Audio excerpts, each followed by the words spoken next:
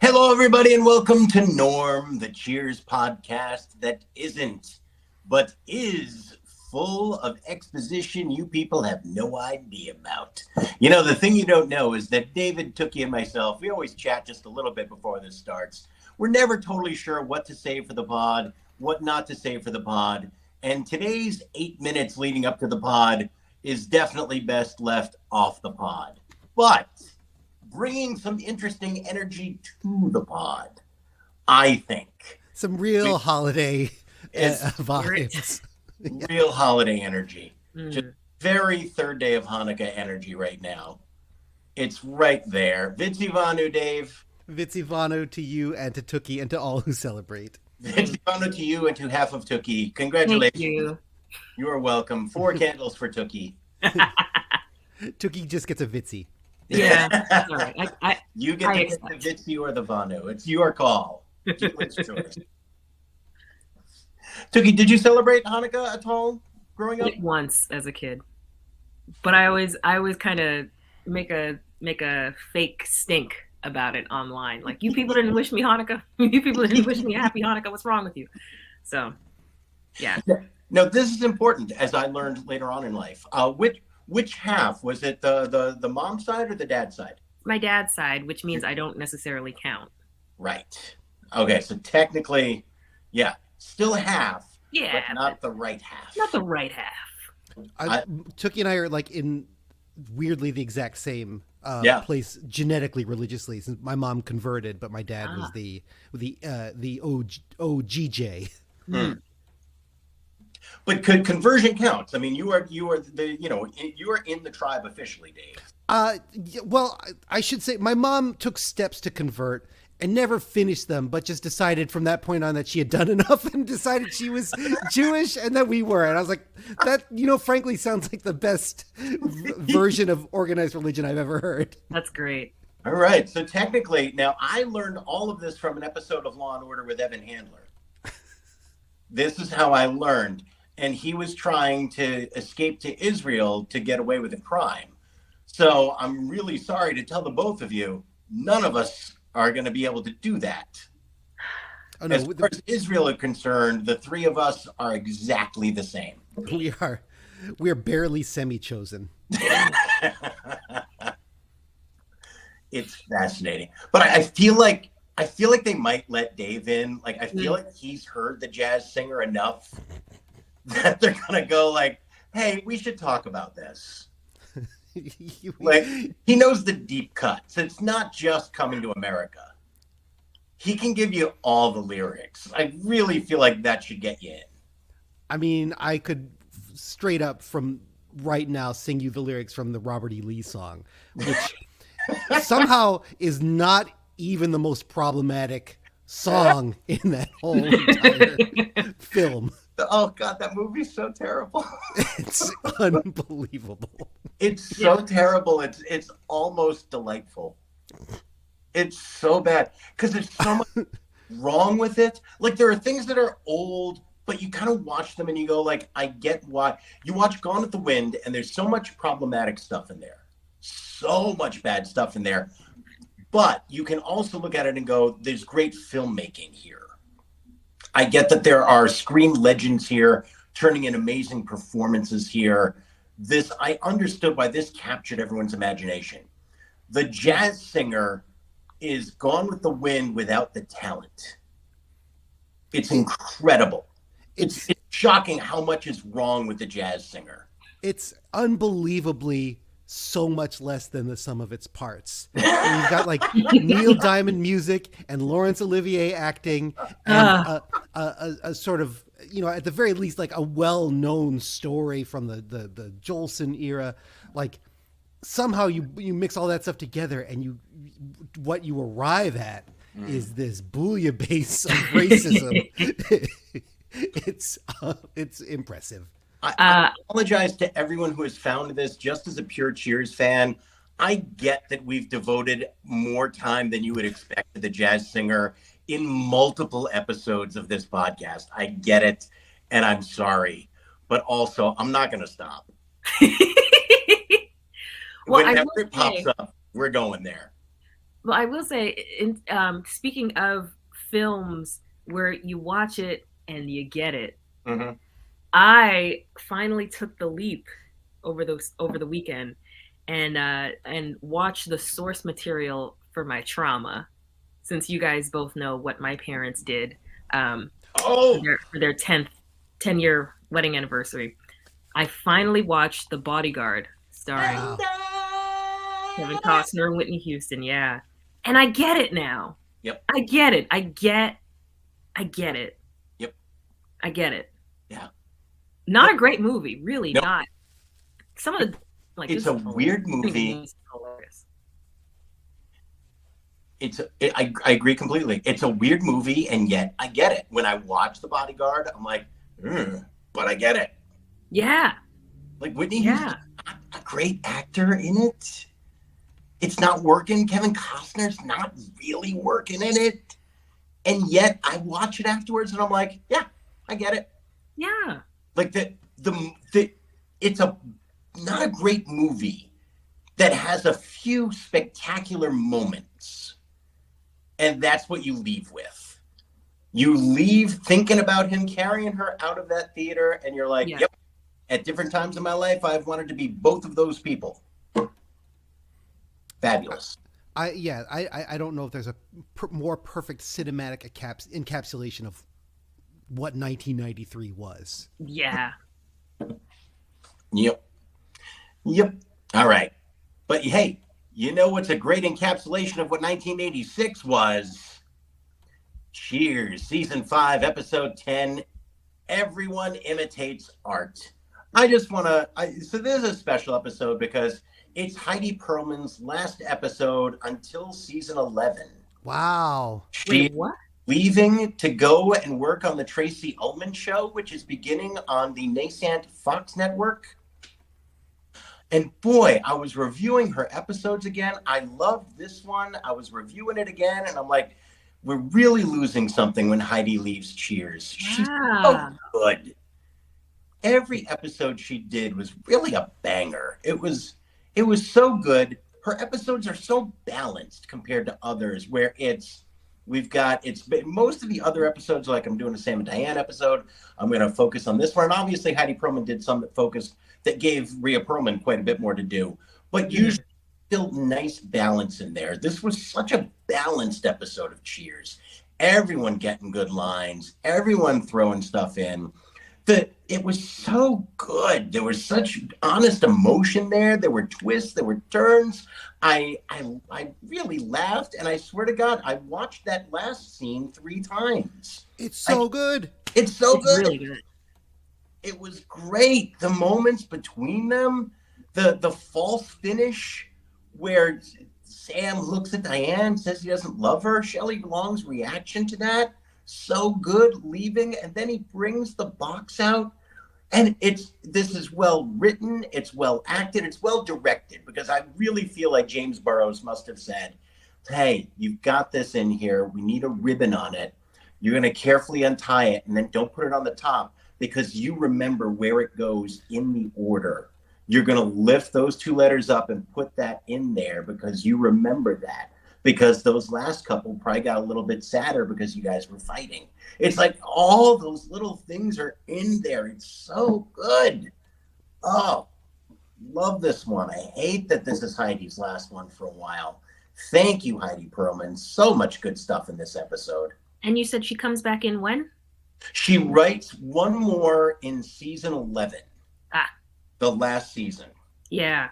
Yeah, I think it was, very much everyone knew it was the last season, and Heidi was really important to the show. And I feel like they probably reached out to her and said, hey, this last season, we'd love to do one more of your episodes if you want to write one. She wrote, actually, and another great one in season 11 where Woody is running for office. It's really great. It's so good. And she always writes something really good for the women in the cast. Yeah. It is. That's kind of a loss. It is. Come to think about it. You can tell when you look back at those episodes when there's better for the women to do in the cast. Oh, no. Realize, now I'm sad. What is that? No, I'm sad now. I know. I'm a little bit sad because I'm looking at it, and it's like you kind of get why it's so frustrating to have so many male-dominated writers' rooms. And I get that some of you are like sometimes give us a little critique that maybe we get a little bit too woke. And I do hear you. It's just that I don't give a fuck. So it really does strike you when there's a woman writing the episode, like how much better material there is for Shelley and Rhea in Mhm. episodes. Like I feel like the two of them must have just said, when are we getting a Heidi one? When are we getting a Heidi one? When are we getting a Heidi one? Yes. Like Shelley Long is just killing it this episode. Just her when she comes back in. All right, real quick recap, A and B story, and then I know I'm going a little bit out of order, but it's just because I really, really enjoyed it. And I started to break down the end first. And so, yeah, Diane comes in. We're going to do the cold open, which is separate completely from the rest of the episode. Diane comes in.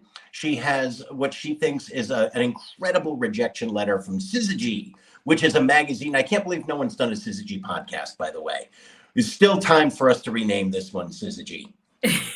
Uh, she comes in, but it's a rejection letter, but saying not without promise. She loves this magazine. She thinks she's going to get a poem in there. This is an inevitably soon to be accepted letter. Sam thinks it's a form letter. He challenges her. He says, I'm going to write any poem and I'll get the same letter back.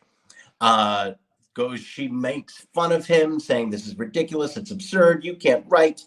Cut to 3 weeks later. Sam is in the bar. Diane comes in saying, oh, Sam, you haven't gotten that letter yet. No, I haven't. And then he has a copy of Syzygy there. She finds it. He points out one that he really liked, and it's Nocturne by Sam Malone, which is my book of the week. Loved her reaction to Nocturne by Sam Malone. Just fantastic. She is distraught. She's saying at first that it's just claptrap, it's garbage. Then she decides that it's plagiarized. It must have been stolen, and she dedicates her life to finding the original source work. She comes in looking like Charles Bukowski. It's fantastic, drinking coffee, smoking cigarettes, scarf around the neck. I don't know why a scarf around the neck works, but it absolutely does. Great lines, throwing out everywhere. Woody says, hey, I got another inevitably soon to be accepted letter. She realizes it's a form letter. She has a heartbreaking moment of feeling like a failure and all of her dreams are gone and you're really crushed for Diane. And then Sam brings her in the back, lets her know, actually, I did plagiarize it, and then realizes it's from one of her love letters to him. And we have like 3 false finishes. First, she's thrilled. She's about to leave. Then she's furious. You're going to have to admit that you're not a poet. Ted Danson has a great moment of, oh, I have to tell the guys I'm not a poet. It's beautiful. They're leaving. She comes in passionately kissing. It looks like they're going to have some fun. Heidi Perlman, I don't know how she knew that hedge clipped was going to be a great euphemism, but it was. It was just great. It was right in there. And then she's realizing that this means that he saved her letters and he's still in love with her. She looks her in the eyes, says, I'm not in love with you. It's this crushing moment. She starts to leave, opens the box, has the aforementioned description of all the letters saved in the red bow. She comes in and they have one of the best moments in the series of Cheers, where he's desperately trying to say, no, see, it doesn't mean anything. She realizes he's full of shit. He's giving up in her arms. It's hysterical. It's beautiful. It's wonderful. I loved it. Quick B story. Rhea Perlman, Carla, wants to go to Graceland to celebrate the 10th anniversary of Elvis's death, even though it's only the 9th, just by the dates, if I'm not mistaken. But anyway. Yeah, and Nick says he's got appendicitis. He always gets appendicitis when the kids are sick. Finally, she does get to go. Nick relents. She goes to Memphis, comes back. There are jokes, but that's kind of all that is there. She just wrote some funny lines for Rhea, but they're very funny lines, and it's exactly what you want Carla to be doing. Everyone's got good jokes. Everyone's got good stuff. I really loved it. Should we just do this backwards and go? Yeah, do you want to tell us about the cold open, Tookie, and then Dave can tell us all about what was happening at this time because he's got some nuggets that are perfect and some good stuff. And we're just going to break down the whole episode. Tookie, what's cold open? I'm terrified of the ensuing nuggets because it involves toys, and I may or may not have played with some of those. I think there's a very good chance you did. Oh boy! All right. So, cold open. The bar is closed. The stools are flipped upside down onto the counters, and we've got Woody alone, whistling to himself and sweeping, while the radio plays faintly in the distance. And then there's a break in the music so that a commercial can come on. And tired of your old job? A woman speaking. Look for something new and exciting. Looking for something new and exciting. How about a career as a court stenographer? Through a simple 6-week course at Emory School of Court Stenography, you can learn all the skills required to become part of this exciting profession. And so contact the Emory School of Court Stenography, your free aptitude test, and get your free aptitude test by calling 555, so 555, but 555-6119. And so Woody's like trying to get the paper to write it down, and the lady repeats it. Again, that's 555-6119. Don't delay. To have an exciting career in court stenography, just call 555-6119 now. And Woody the whole time is just trying to remember, and like just keeps getting somehow tripped up and interrupted by the repetition of these numbers. And then the regular radio DJ comes back with the music. Oh, you're listening to the rockin' songs of JJ Lightning. And Woody's like, you know what? F it. Puts the pen and pad down, picks up his broom, starts whistling and sweeping again. But bless Woody Harrelson. Such a great delivery of everything there. No lines, just his reaction to the radio, the gentle give up, the gentle surrender when he realizes, I can't do that job. It's so funny, and it's another sweet moment. Heidi she combines the sweet and the funny so well. It's so good. Yeah, it's a nice, like, it ends up being like a nice bookend, like, because both the beginning and the ending of this episode kind of rely on the audience getting the joke, which isn't totally. It's not scripted. It's a lot.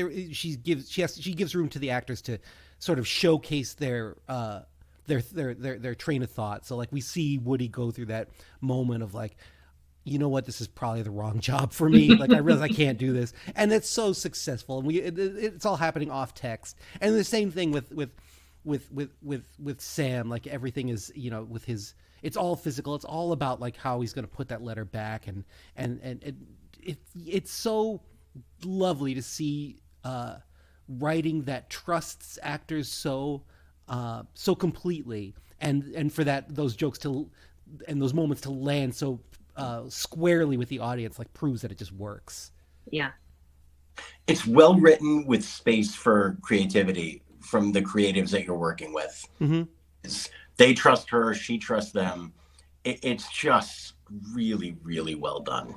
Really well done. Dave, what happened in the world when Heidi gave us her penultimate episode of Cheers?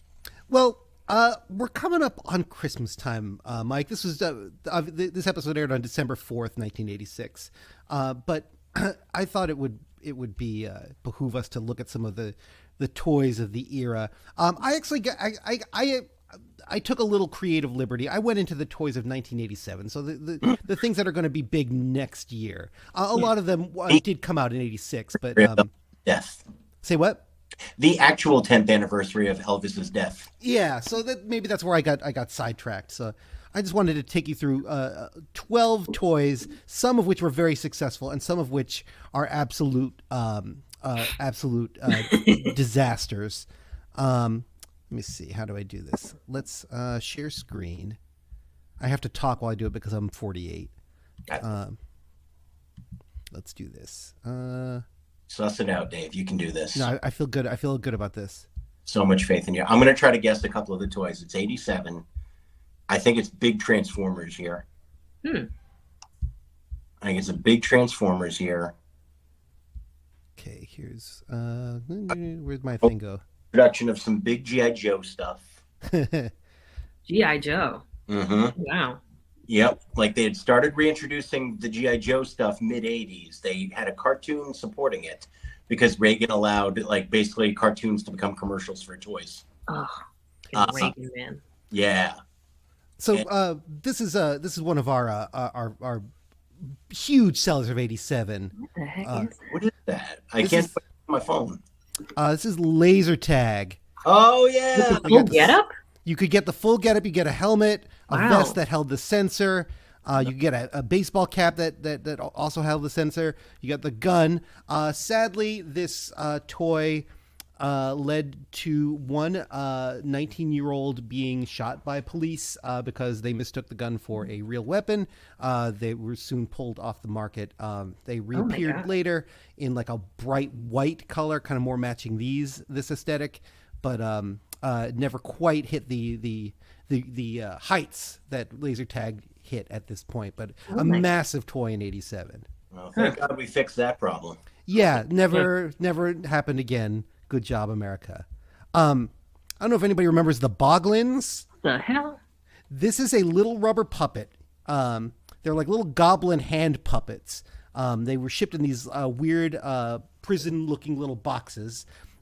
They're totally creepy. They kind of like, they have a very Garbage Pail Kid vibe. There's like 7 or 8 different Boglins. My brother had one. They are unpleasant to feel and to look at. Yeah. But I remember he used to like to bother my mom with it. So the Boglins made my list as a sort of sentimental favorite. Of course, we got Pound Puppies, huge. Oh, those were still very big by the time I was old enough to play with them. Yep, Pound Puppies are gratefully unkillable. Each one different, kind of like a little bit of a bargain version of a Cabbage Patch Kid.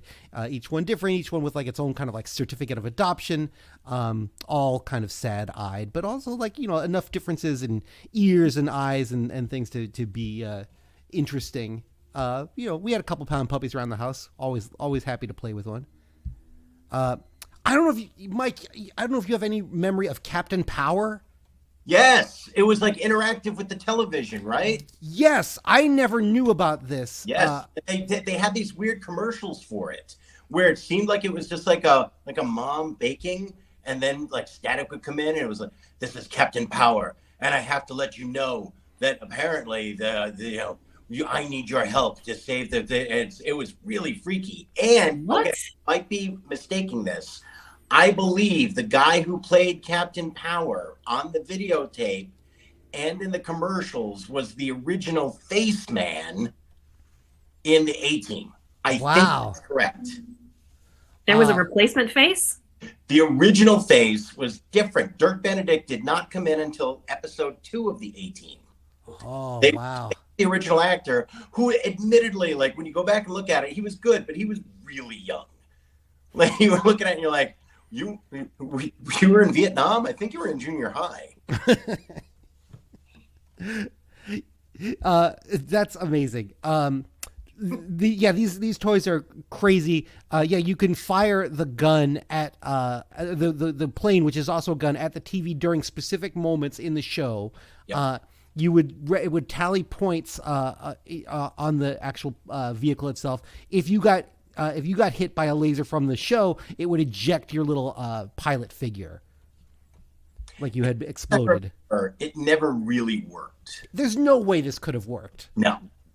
I don't remember ever seeing this in action, but I'm glad you have a memory of this because this was a total shock to me.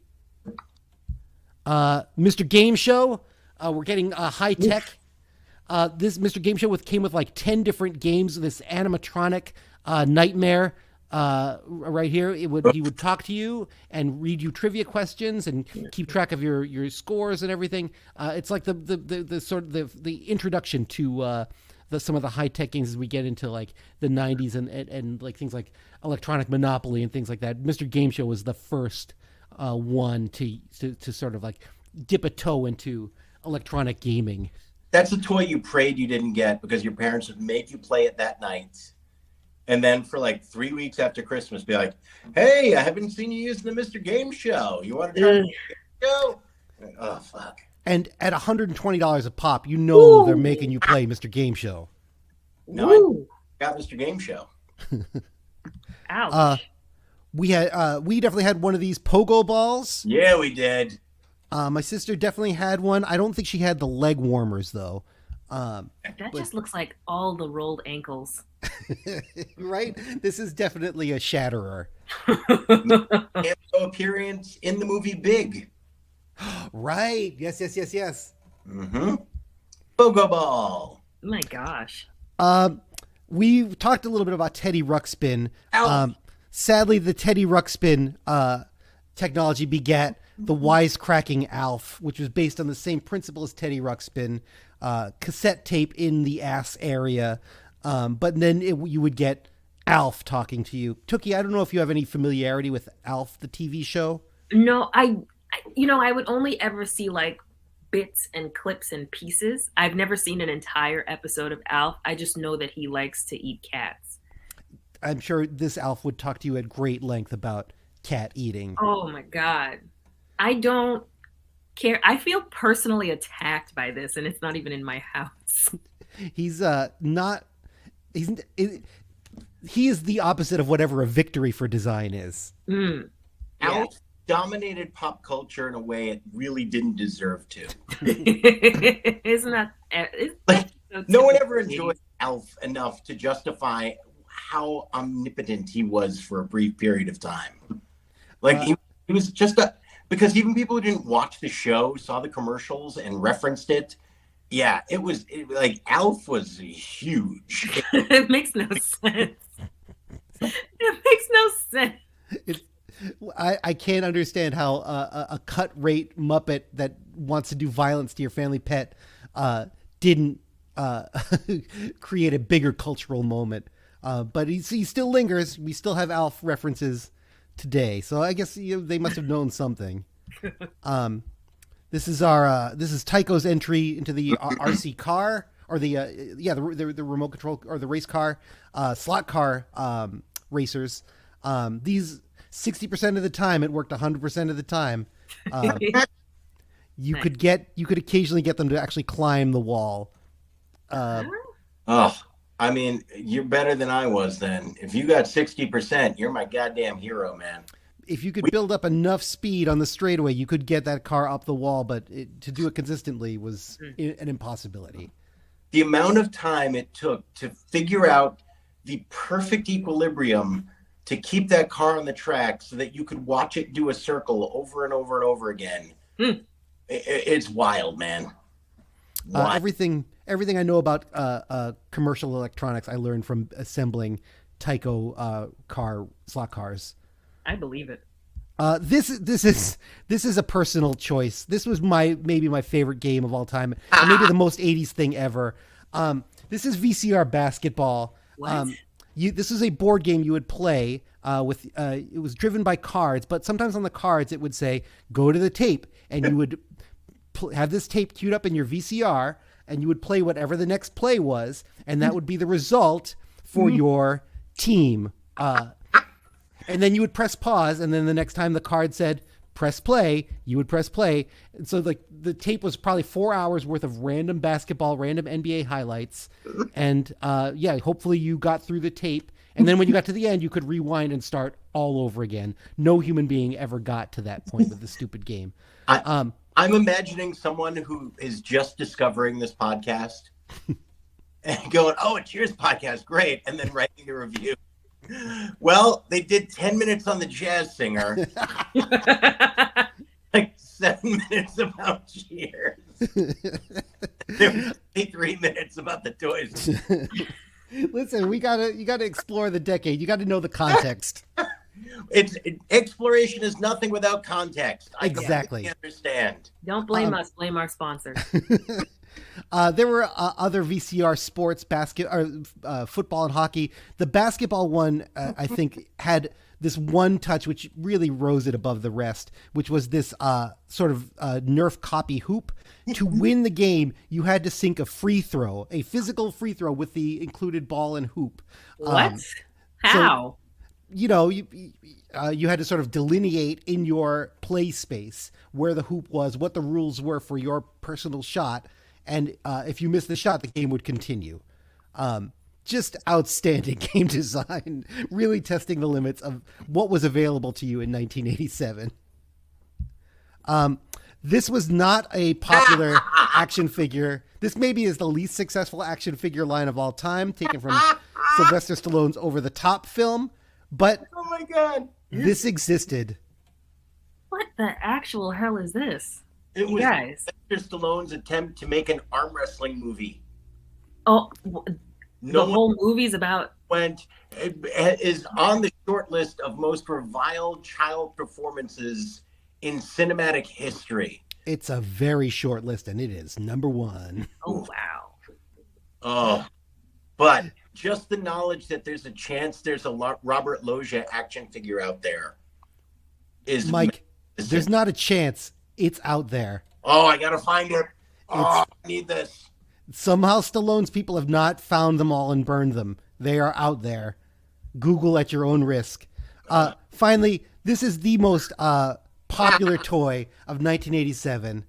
A toy still in use, a toy I purchased this year. The Koosh, the humble Koosh, the perfect catchable toy. Just a victory. Alf is a design nightmare. The Koosh is perfect. Mm-hmm. I had several. Indoors. These are your toys of 1987. Wow. Fabulous. I'm surprised no Barbies, because like wasn't like either a workout Barbie or some sort of karaoke Barbie. There were definitely some Barbies. This was kind of like a top few interspersed with some sentimental favorites from that I uncovered. Yeah. Things that I had a personal connection with. See VCR basketball. Mm.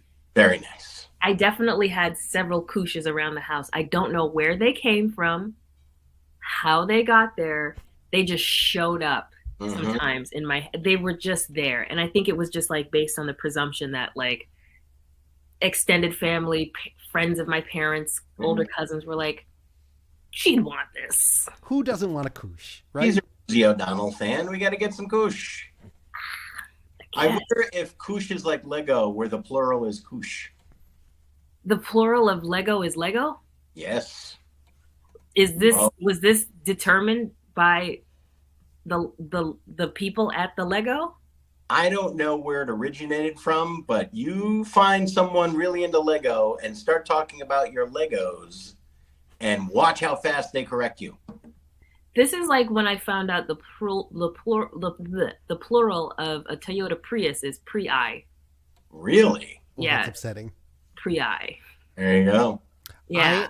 I am shocked that someone whose idea of a toy is to follow directions for 4 hours would be as a stickler for language as you described, Mike. Right? Lego fans don't seem like would harp on details. No, Not at all. Oh, definitely no pedantry there. But celebrating some Heidi and some cheers. Just a great episode. Let's move through some categories and we'll get to talk a little bit more about this episode. I did my joke of the week. Tookie, what's your joke of the week this week? My joke of the week is when Sam is reading the poem we eventually find out he plagiarized off of Diane, and the line is where the echoes dance, where the echoes dance, where the echoes dance. And Diane's like, that sounds familiar. Norm said, well, you said it 3 times. Very nice Norm moment. Yeah. Very nice Norm. Yeah, everyone still had, like, obviously Norm and Woody and Frasier didn't have a lot to do this week, but they kept coming in with good lines, which is exactly what you want from those guys. Frasier really lurks a lot in this season. He doesn't have much to say, but he's just always kind of lurking. Yeah, he's the sniper of this season. Yeah. Just hiding out, and then boom. Yeah. Target. You can kind of see Frasier's professional career just evaporating before your eyes as he spends more and more time just sitting in this bar. So true. Dave, your joke of the week. I'm going to go. Shelley Long was a nonstop just ball of fire all week. I'm going to give it to the way she says the word wiki up. In her description of all of the places where you're going to find this 600 circulation poetry journal. Eventually, it's going to make its way into every wiki up in the world. I had to look what a wiki up was, and it was exactly what I thought it was based on the way she said it. She's a genius. Yeah. Magnificent. Magnificent, magnificent. Dave, your 80s thing of the week. Um, I do want to shout out Sam's Guess jeans, but I've mentioned them before, but they are so Guess jeans. I'll give it to the lingering presence of Elvis. I thought, as a music fan and an Elvis fan, I really thought Elvis was going to endure into this new generation. Like, I thought musically he would kind of linger, and I don't think he is. I feel like the 80s is really the last time Elvis is almost as ubiquitous. I guess he kind of lingers into the 90s, but like 80s Elvis, 10 years removed from death. I feel like that sort of ubiquity of Elvis knowledge is kind of is my 80s moment. The fact that you could base a whole B plot on Elvis seems very 80s to me. Did you see the Baz Luhrmann biopic? I haven't watched it yet. Okay. I started it and went, I don't know if I got this in me. Because we watched it in theaters. It is a time. It's a time. Okay. It's a time. Tom Hanks in a fat suit. Yeah. And how do I put this delicately? We should have known from watching Chet Hanks's antics that this family doesn't exactly have a knack for accents. So yeah, like Tom's in the stretch right now where I mean, I guess I'm glad that his mid to late life crisis has just been like, I don't want to be Tom Hanks in movies anymore. I'm going to be grumpy and I'm going to do an accent and I'm going to do that. And none of it totally works. Yeah. You just want to go like, dude, you're so good. Like, just what we want, man. Choices were made. This feels like when Garth Brooks tried to be Chris Gaines. Like, just stop. Just stop it. Yeah, he is not America's greatest character actor. He's not. And it's like, dude, you're so good. You're the Jimmy Stewart of this generation. And that's an amazing gift. Just be that. Yeah, be Sully, be the captain. You know, like you slot in so well. Yeah. It's weird. Anyway, yeah. My 80s thing, connecting with WikiUp, is how you went viral in the 80s. That's how it happened. She described going viral.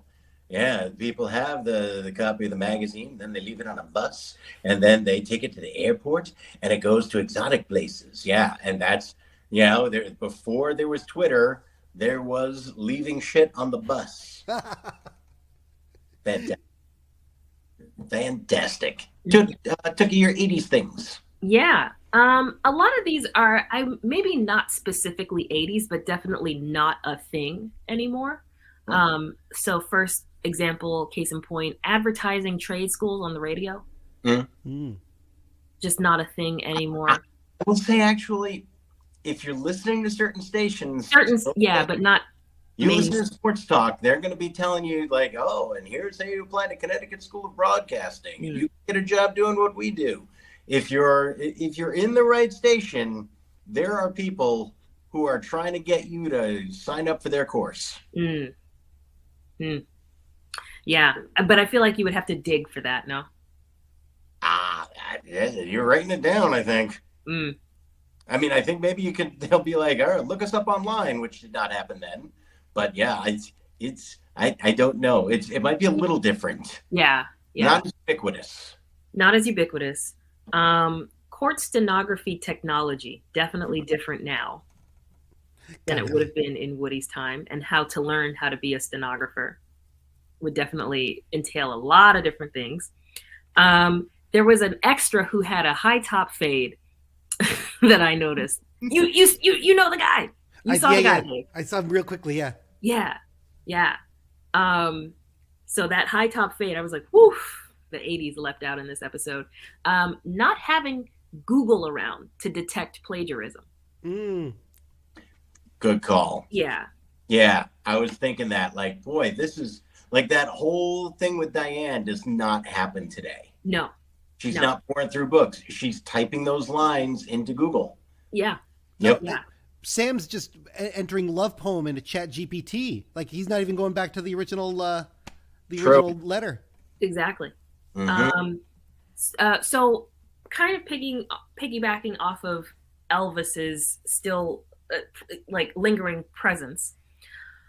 Not so much about Elvis, but the stuff that Carla comes home with, like the souvenir pennants. People had pennants. I don't know why in my parents' house there's just a bunch of pennants everywhere, but it just felt like those felt triangles were the souvenir of choice for people.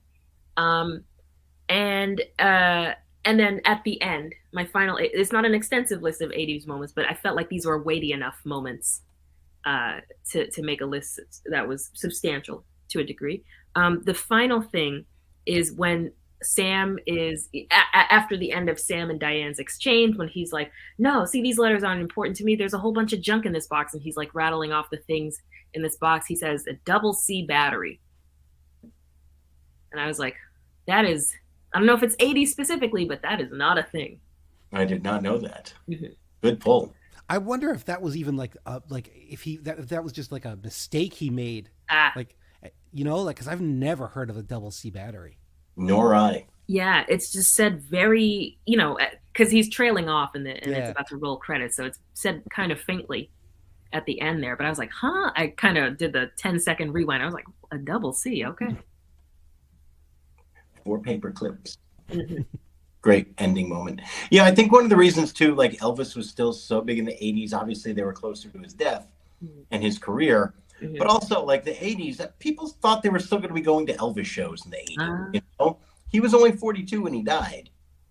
So people really thought like, we got like at least 20 more years of Elvis. And then he was gone. You know, now you're kind of like, no one expected, 2022 Elvis. But we thought we were going to have Elvis for longer than we did. Does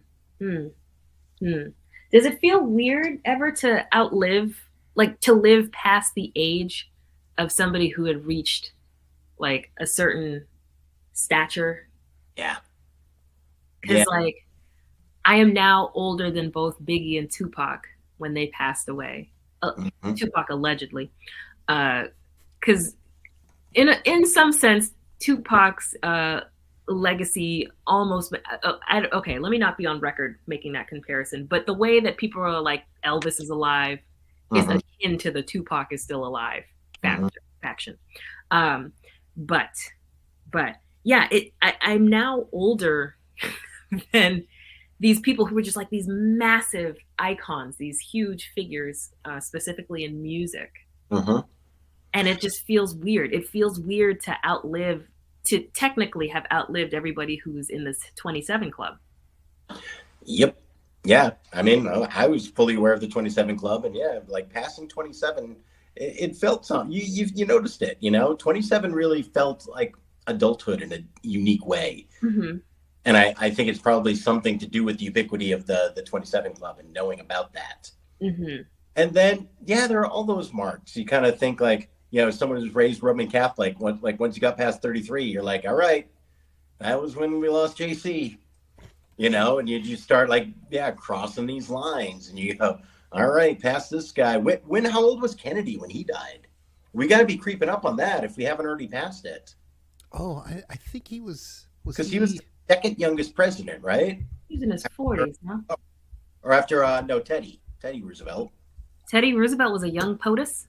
Yes, he was. Teddy, very interesting guy, like really interesting to read about. He became president because he was the vice president, and they only made him vice president because they thought he was too progressive in the Republican Party, and he was becoming so popular as the governor of New York. They were like, hey, you know how we shut him up and neuter him? Make him the vice president. Like the job that no one can turn down, but also you don't do anything. And then, the president died, and he became vice president and was insanely popular and could have won again if he had actually run. And he made the mistake of promising that he would not run again. And he regretted it for the rest of his life, and then did run again as a third party and lost. Yeah. Huh. Yeah, the Teddy.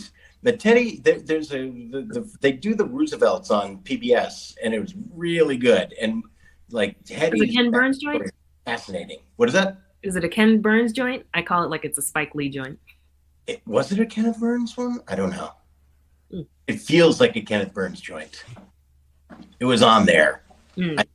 I think it wasn't. Okay. I don't think that was one of his, Ken Burns. Yeah. JFK 46, by the way. So, Mike, you and I have exceeded JFK. Oh, wow. And then what about Barack Obama? How old was he? Was he near to 50 or 40? I believe he was like late 40s when he became president. Okay. I think you're right. He was not old, Mm. but he was not like, oh, wow, one of the youngest ever. Was Clinton in his 40s or 50s by the time he was? Because I always felt too that he was a little bit younger than some of the other guys. He was the first baby boomer president. Was he? Yep. Ah. Because Dole kept, criticized the baby boomer generation and saying like, the boomers. And by the way, Dole was kind of right. Oh my God. Just saying, oh my God. Bob made some fair points in retrospect. Listen, I think Killmonger had a lot of great ideas, but ending 2022 with Bob Dole was right. Yeah. That's a way to go. Yeah. When you look at Killmonger's platform, it wasn't all wrong.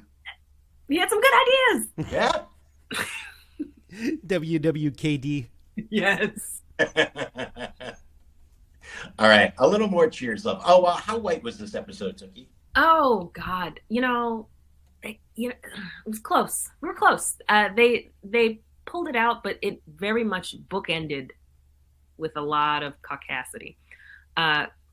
Absolutely zero people of color, of course, in the cold open. It was just Woody, but it was such a good scene. Yeah. I'm not mad. In the first scene, a black woman and an Asian man in the upper left booth. And then a black man by the piano, two black men by the back of the bar, a black woman who was with him. I'm not sure. He passed by a little too quickly for me to try and discern where he may have ancestry from, but an ethnic man who passed by the jukebox, an Asian man by Tecumseh. He was a little older. And because he had like kind of a dignified like suit tweed coat situation with the glasses, I was like, I like this. Distinguished. He needs a pipe. And then a black woman in the upper right booth. Scene 2, which sort of continues into scene 3. I don't know if we call it a scene 1A or a scene 2. Mm-hmm. Scene 2 or 2A. Yeah. But let's say scene 2, we've got an Asian woman by the jukebox, a black woman at the bar, and a black man at the bar. And then continuing on from that scene, a black man who entered from the hall, the guy with the high top fade. A Middle Eastern, I believe, man in the hallway, and then an Asian man who enters through the hallway. And then in the final scene, an Asian woman who passed by Woody. They really packed this final scene. A black man in the hall with an Asian man, an Asian woman who passed behind Woody, excuse me. A black woman behind Norman Cliff, an Asian woman who passed by the jukebox, a black woman who sits behind Diane and has a friend join her, a black woman and black man at the bar, I believe she might have been Native American woman at the back of the bar, and then a black woman at the upper booth. So in total, 18 people of color. That's not bad. It's not bad. It's not. And I was worried. I was like, ooh, we've got a cold open with just Woody and the ending with just Diane and Sam. But I went back and I was like, okay, they made a nice, they made nice use of the bar space with a whole lot of people walking around. Very nice. Very nice. As this whole episode is, I think there's a chance this is my favorite episode of the season. Wait, but I thought last week. It last week was. I loved it. Last week was a Rushmore. It really was. It was a great one. I watched this one, and as much as I like revisit the Thanksgiving Orphans over and over and over again because I love it, watch it for Thanksgiving, and enjoyed it very much. It did not have everything going on this week's did. Maybe it's just recency bias, but I laughed so much in this one, and I thought it was so well structured, so well told. I love that last scene so much that there is this part of me going back on it and going, if you just told me, if it's Thanksgiving, I'm watching the Thanksgiving Orphans. It's a Rushmore. It's so great, and it carries that weight. And it might also be because I've seen that one so many times and have not revisited this one in a while, so it feels fresher to me. But if you're just telling me, like, if we close out right now and someone said, "Hey, I want to watch one of these episodes, and one of the last two that you did, which one do you want to watch again?" I think I would watch this one. I think that would be my call. Gasp. I mean, it does exactly what Cheers at its best through these first 5 seasons tries to do, which is like balance sitcom, jokes and like really funny bits with a little bit of arc. And this is like such a huge step forward in that Sam and Diane arc. Like really that last scene is it just pushes them farther along to where they need to be to get to the end of the season and to make the final episode count the way that they want it to count and feel the way they want it to feel. Like, this admission of love on Sam's part is so well done and so important. He's had plausible deniability through the whole episode, through the whole season up until this moment. And this is the moment where like that last scene, that last image is clear that like, yes, I obviously have very strong feelings for you, even though I'm protesting about the paper clips. Like we can all see what's happening. And it balances that with really genuinely, really funny moments. And it's a great Cheers episode. Yeah. And yeah, well, like, maybe a few weeks from now, I will look back and go, you know what? I'm just like, I was giving too much love to the new because I hadn't seen it in a while. But just in this moment, I'm really loving is episode 10. And the whole scene, it's so fun to see Diane get to play against Diane type, like when she comes in with the cigarettes and the books and everything, and she's allowed to stay in that place for about 8 or 10 minutes. Like vocally it's different, the energy is different. She's driving the whole thing with this whole new side of Diane, which is so much fun to see. And like it's clear, like it's not disconnected from the Diane we know. We just understand that she's in this like really stressed out, kind of hollowed out place emotionally, and it makes so much sense. And she's so funny and heartbreaking through it. It's just wonderful. It's just it's like a showcase of like, this is what Shelley Long gives you, in a nutshell. I will say, I didn't note the whole, the Bukowski look as one of my 80s moments, just because it's a trope that I'd seen a bunch of times. I distinctly remember at one point, I think there was like a Tom and Jerry episode where Tom is like a haggard author with a cigarette and coffee. Yeah, so, it's not an 80s moment. It's an ageless moment. Yeah. So I'm thinking, does this go with our "is this a meme" category? I would have to say it is. Yeah. Shelley Long's whole portrayal of a haggard author pouring through literature. Yep. Yeah. It's a meme, yeah. Good call. Yep. 100%. Absolutely a meme. No doubt. Also, like, this 1987 Dave definitely saw this episode and definitely fell in love with Shelley Long in that specific outfit. Because she came out like with the jeans and the shirt and like the scarf, and I was like, "Yep, I'm in love. Thank you." I'd forgotten what this feels like. That is how every woman we went to college with dressed for 4 years. Oh wow! Yep, that was the uniform of the liberal arts college woman in the 80s and 90s, or at least the 90s when I was in college. Oh my goodness! Substitute like in baseball, you could do the alternate jersey, which was the knee-length sweater. But it was a variation on this. It was clearly a part of this theme. It's a bummer that only one woman made it absolutely the sexiest possible look. And that was Shelley Long, who was not returning my phone calls in 1987. Very sad.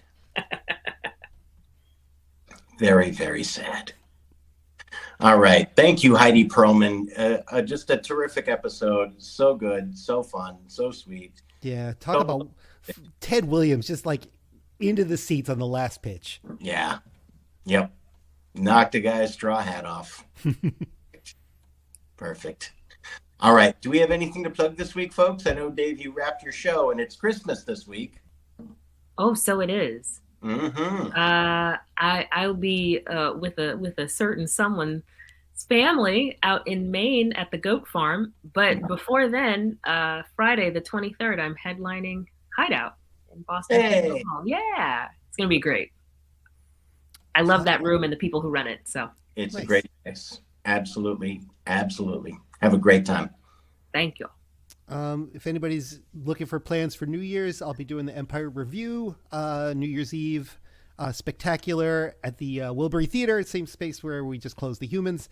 That's obviously on New Year's Eve. Tickets available, wilburytheater.org, or just search for Empire Review. Lovely. I have nothing But it's a relaxing nothing.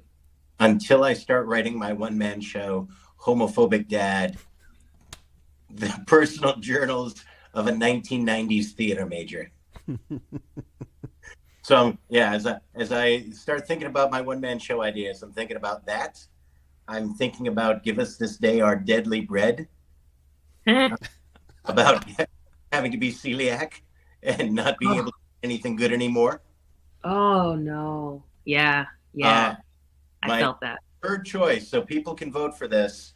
So not a personal memoir, In Defense of the Villain, going through some of the classic films and pointing out how the villain was actually making fantastic points. Killmonger.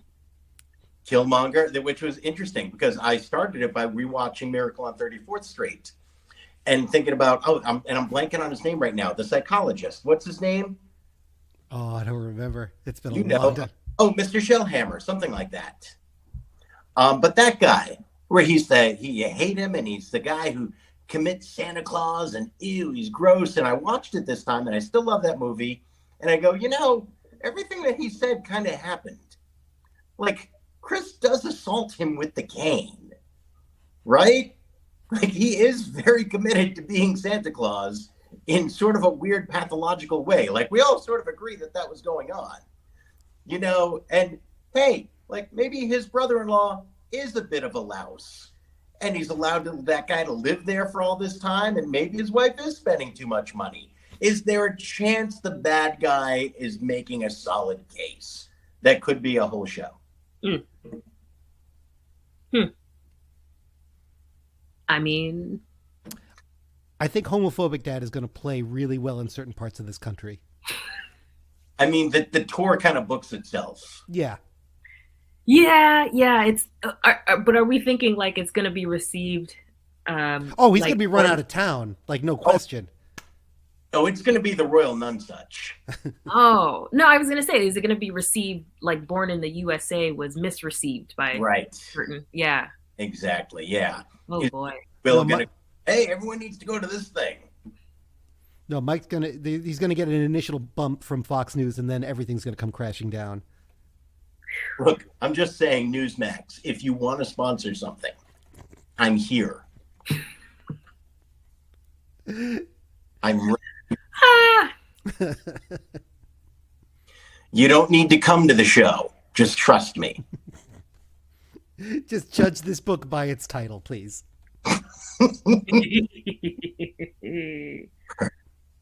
All right. Well, I hope everyone has lovely holiday plans. If you are celebrating Hanukkah, you're in the middle of it, and I hope you're getting all the good stuff tonight. If you're celebrating Christmas, have a very Merry Christmas. If you're celebrating Kwanzaa, that's coming up next week, and I think we might be the day after Kwanzaa show. We might be. Yeah. So, yeah. Oh, and boy, do I have a Kwanzaa story for you and our viewers. Well, tell me that's not a cliffhanger. Tell me that's... Everyone's going to be back next week. All right. You're going to find out Tookie's Kwanzaa tale 1 week from today. It's going to be amazing. Have a blessed time. Have a wonderful holiday with your family. If you have to see your family, my heart goes out to you. Just get through it. It's going to be over. And you'll live. All right. Bye, everybody. Take care.